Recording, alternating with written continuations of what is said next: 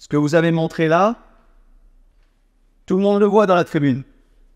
Donc on va repartir pareil. Pareil. Loin du feuilleton Kylian Mbappé qui n'aura cessé d'agiter le mercato estival, le traditionnel stage de l'UNFPFC se tenait comme chaque année à l'espace Léonard de Vinci. Présent à Nice, une quarantaine de footballeurs professionnels se sont ainsi réunis du 25 juin au 5 août dernier. Blessés, coupés dans leur ascension ou tout simplement en crise de confiance, les profils sont multiples, mais l'ambition reste la même. Retrouver au plus vite un challenge séduisant. À la tête de ce projet ambitieux, Pascal Bolini, responsable de ce rendez-vous estival. Comme on dit, il y a la lumière et puis il y a les garçons qui viennent faire ce stage et qui viennent de clubs de Ligue 2, de National, des professionnels, des premiers contrats pro aussi, qui malheureusement n'ont pas pu continuer sur leur lancée. Il y a à peu près 300 joueurs qui sont en fin de contrat, à peu près, donc sur les championnats de Ligue 1, Ligue 2 et National Pro. Une centaine qui retrouvent presque immédiatement à la fin de leur contrat. On est à peu près à 200 joueurs fin de contrat, 200 joueurs qui pourraient venir au stage UNFP.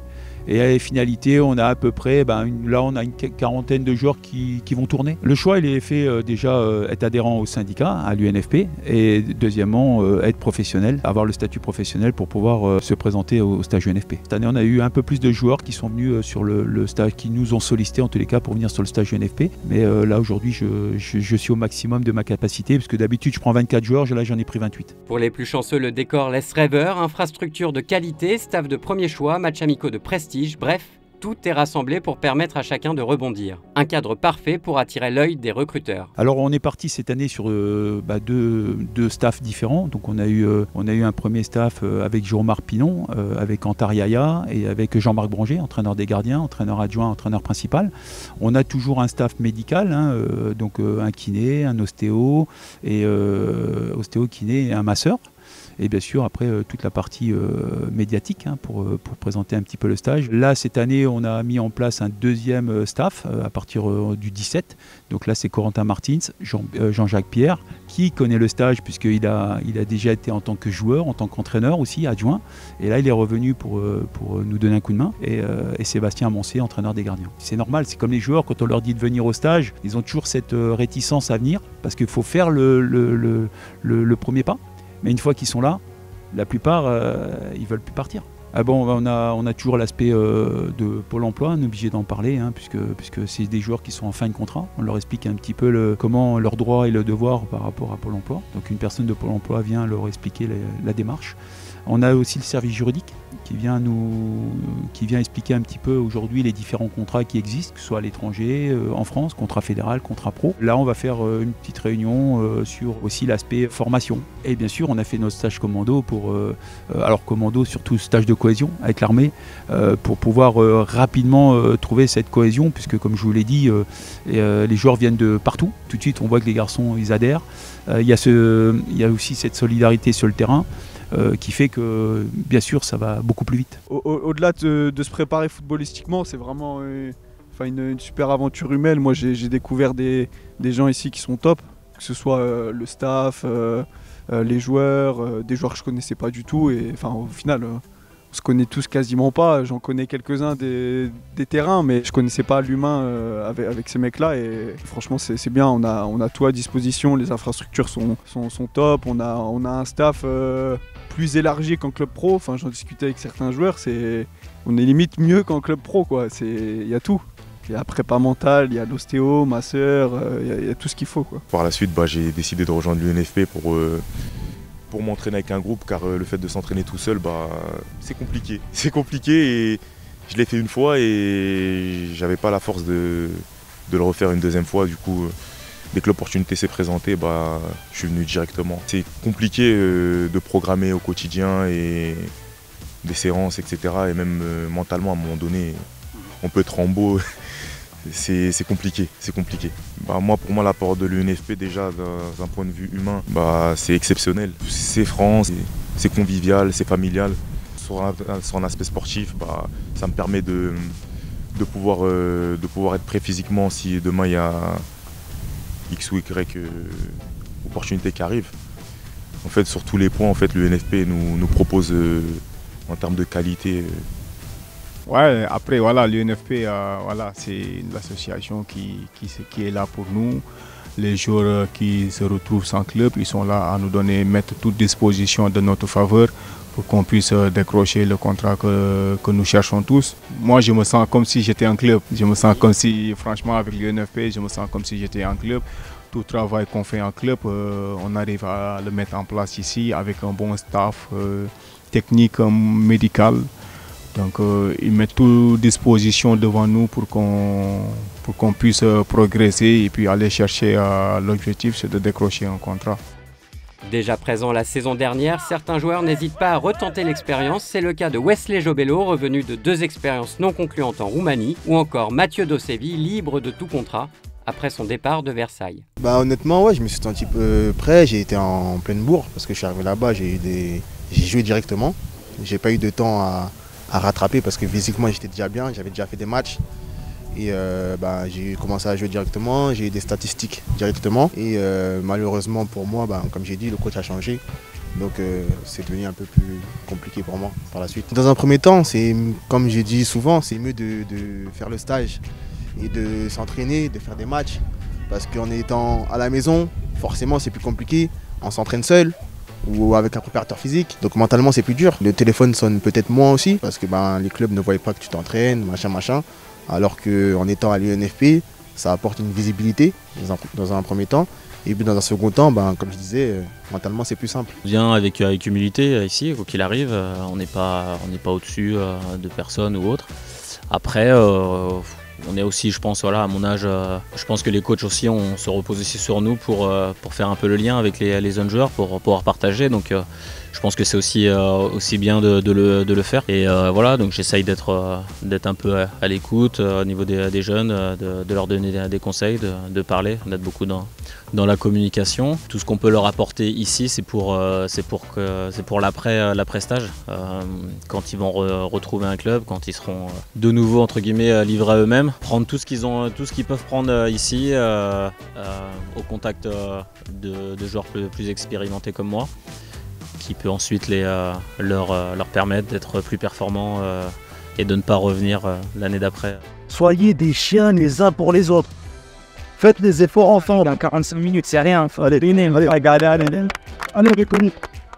Des conseils précieux apportés dans un contexte de plus en plus concurrentiel où chaque footballeur se retrouve confronté aux exigences sportives et financières. Aujourd'hui, il y a de plus en plus de joueurs, déjà dans un premier temps, c'est-à-dire qu'il y a de plus en plus de choix. Les clubs ont moins d'argent aussi, donc c'est-à-dire que le choix il est super restreint. Et aujourd'hui, c'est très compliqué de faire sa place dans le foot.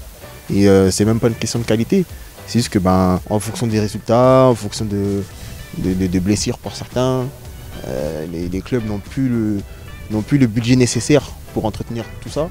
Donc il suffit qu'il y ait une blessure ou qu'il se passe un moment de faiblesse, entre guillemets, les clubs n'hésitent pas à vous mettre dehors pour telle ou telle raison. Donc c'est très compliqué. Ouais, maintenant il n'y a pas le temps, c'est ça le truc. Maintenant il n'y a plus le temps. Donc il y avait plus, comme je disais, il y avait beaucoup plus de marge avant. Là, il y a de telles pressions économiques sur les clubs que la marge d'erreur est plus faible. Donc les joueurs doivent répondre présent immédiatement. Ils n'ont pas 5 ou 6 mois pour agir. Non, sinon, tu seras prêté ou vendu au mercato. Un autre joueur va arriver. Donc je pense que pour les jeunes, il doit y avoir une prise de conscience de ça et surtout de ne pas lâcher l'affaire une fois qu'ils ont trouvé un club, de se dire de pas prendre ça pour acquis.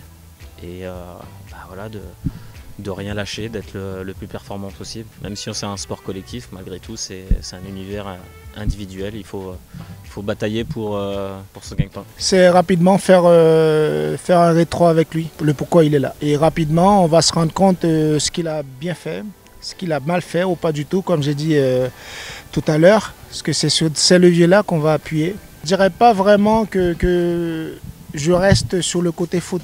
Vraiment, je suis très proche des joueurs, à surveiller un petit peu ce qui leur manque, c'est-à-dire ceux qui arrivent en retard, ceux qui sont un petit peu en manque de concentration. Et on sait que là, en ce moment, on leur demande juste de ne pas chercher à faire des choses pour montrer qu'ils savent faire. On sait ce qu'ils ont à faire. On sait ce qu'ils savent faire. C'est à eux directement d'aller à l'essentiel. L'essentiel, c'est que j'ai 15 minutes, je donne 15 minutes. Je suis à 100% en 15 minutes. J'ai une demi-heure, je donne tout. Et mon rôle à moi, c'est vraiment pas de corriger qui que ce soit, mais de dire tu peux faire mieux, tu dois faire mieux. Aujourd'hui, quand ils se déplacent, ils vont dans un club, il ne faut pas qu'ils soient à la même hauteur que ceux qui ont déjà un contrat. Ils ont une demi-heure, 3/4 d'heure pour montrer qu'ils sont au-dessus. Et ça passera par là. Nous, on est là pour les accompagner, on est là pour les aider, pour les guider. Le temps est court et c'est pour ça que sur tout ce qu'on va faire sur les retours, on n'est jamais sur le côté négatif. On renforce les points forts. On est là pour renforcer les points forts. On n'a pas le temps de travailler les points faibles. On est là pour renforcer les points forts. C'est la seule façon de les mettre en valeur et de les aider à aller vers l'avant. Depuis petit, moi, j'aime gagner. Et là, encore plus parce que justement, on est sans club. Du coup, on veut montrer justement qu'on a le niveau, qu'on peut jouer à leur place. Et le fait de perdre, ça peut baisser le moral certaines fois. Et c'est pour ça que pour moi, c'est vraiment important de gagner quand je vais sur le terrain. Chaque match qu'on fait, que ce soit un amical ou pour moi, je le vois comme une finale, on va dire. Tous les matchs qu'on fait ici, pour moi, c'est des finales.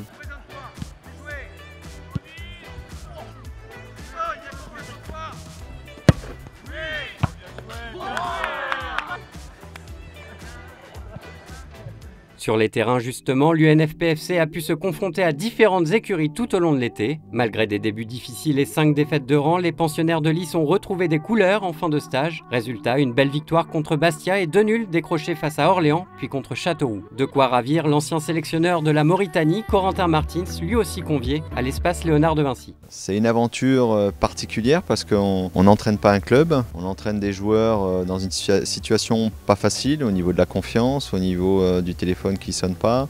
Donc c'est notre forme de management, mais c'est aussi de les encadrer, d'essayer de leur apporter du plaisir et puis certaines idées aussi pour qu'ils puissent s'améliorer au fil des jours. Moi je suis arrivé, c'était la 4e semaine, donc les joueurs avaient connu 3 semaines avec un autre staff. Pour garder une certaine continuité, vu qu'on jouait 3 jours après, j'ai pas voulu tout chambouler. J'ai voulu garder un peu sur ce qu'ils avaient travaillé, et puis après en apportant quelques idées, mais c'est essayer d'apporter du temps de jeu plus ou moins à tout le monde, mais c'est ce que je leur dis aujourd'hui, il faut que chacun démontre qu'il a envie de jouer, qu'il apporte vraiment une envie, un état d'esprit pour pouvoir débuter. Mais en tout cas, l'idée c'est ça, c'est leur dire de ne pas lâcher, de toujours avoir le plaisir de venir à l'entraînement, mais l'aspect mental est hyper important aussi. Ouais, il y a un peu différente quand même, parce qu'on est plus dans l'accompagnement, on est moins dans l'exigence pure, sélection pure des meilleurs qui vont jouer, quoi. On est aussi là, alors on n'est pas chez Jacques Martin où on donne des 10 à tout le monde, mais bon, il faut essayer aussi de donner aussi du temps de jeu à tout le monde pour qu'ils puissent être vus par des clubs qui viennent. Je ne suis pas non plus focalisé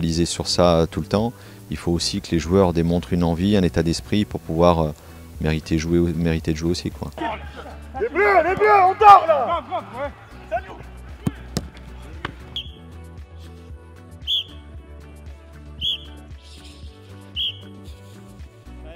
C'est tellement bien, je trouve, que ça peut endormir un peu les joueurs, dans le sens où ils sont là, ils sont logés, ils sont nourris. Il y a des conditions d'entraînement top, il y a un staff médical top, donc ils ont vraiment toutes les conditions de club, mais ils ne sont pas dans un club. Eux, ils ont 6 semaines, et justement c'est ça le danger, c'est qu'ils sont là, ils croient que ça va durer toute l'année, et c'est pas le cas, quoi. C'est vraiment 6 semaines où il faut qu'ils travaillent, il faut qu'ils profitent justement de la compétence qu'il y a et autour, et pour pouvoir donner le meilleur d'eux-mêmes, et puis se montrer aussi auprès des clubs.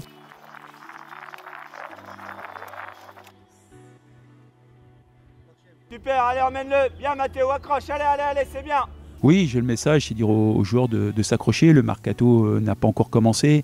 Là, on voit bien à travers les clubs, c'est encore hésitant. Bon, on voit que DNCG, on parle d'argent, on parle de tout ça.